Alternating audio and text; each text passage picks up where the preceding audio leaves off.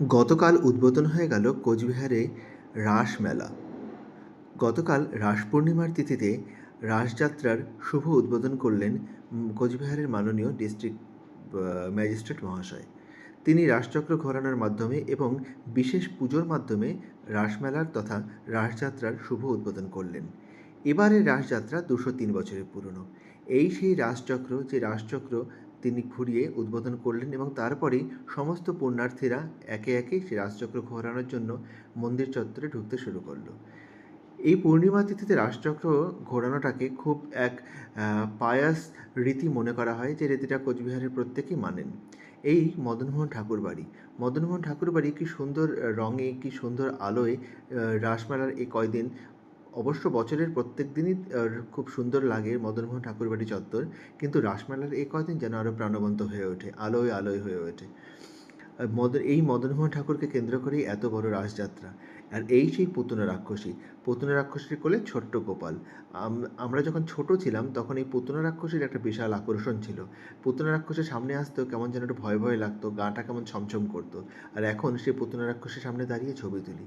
পুরো মন্দির চত্বর বেশ সুন্দর করে সাজানো হয়েছে, ফোয়ারা থেকে শুরু করে নানা রকম ডেকোর দিয়ে খুব সুন্দর করে মন্দির চত্বর সাজানো হয়। আর এই যে এখানে নানা রকমের মহাভারতের ঘটনাগুলো, রামায়ণ মহাভারতের ঘটনাগুলো, সেগুলো এই ছোটো ছোটো ভাবে ঘরের মধ্যে দেখানো হয়েছে এবং সেগুলো দেখার জন্য প্রচুর পুণ্যার্থী দর্শনার্থীরা প্রতি বছরের মতো এবারও ভিড় করেছে। এই একটা ছোটো এক্সিবিশন টাইপের করা হয়, সেখানে অনেকে অনেক কিছু ছবি, পেন্টিং সব কিছু যারা যারা করেছে সেগুলো সেখানে দিয়ে দেয়, মিউজিয়াম টাইপের। আর এই মিউজিয়ামটা মিনি মিউজিয়াম, যেখানে সবাই আসে দেখার জন্য, ভিড় জমান। এবারও সেরকম ভিড় জমিয়েছে। সব মিলিয়ে রাসমেলার চত্বর, রাসযাত্রার চত্বর যেন সব মিলিয়ে দারুণ হয়ে ওঠে। আর বিষ্ণুর 10 অবতারটা আমরা ছোটোর থেকেই দেখে আসছি। যখনই আমরা দেখি এই রাসমেলায় আসি, এই 10 অবতার তো দেখাই চাই। কোচবিহারের সমস্ত যেই মন্দিরগুলো আছে, মন্দিরগুলো থেকে ঠাকুরদের নিয়ে আসা হয় এই রাসমেলার দিন 15 মদনমোহন চত্বরেই ওনারা থাকেন, ওনারা পূজিত হন। এখানে দেখতে পাচ্ছ ডাঙ্গরাই মন্দিরে ঠাকুর সামনে পূজিত হচ্ছেন। এখানে ভীষ্মের সরসজ্জা দেখতে পাচ্ছি আমরা, ভীষ্মের সরসজ্জা করা হয়েছে।